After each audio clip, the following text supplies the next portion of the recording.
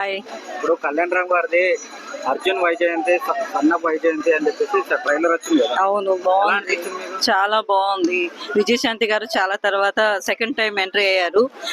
ఒకప్పట్లో కర్తవ్యము, ఇంకా కొన్ని సినిమాలు అవి వసే రాములమ్మ అలాంటి సినిమాలు చాలా హిట్ అయినాయి కదా.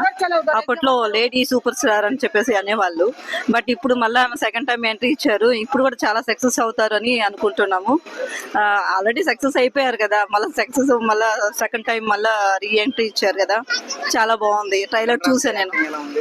చాలా చాలా బాగుందండి. కళ్యాణ్ గారు కూడా బింబిసారా ఇలాంటి చాలా హిట్ సినిమాలు ఇచ్చారు.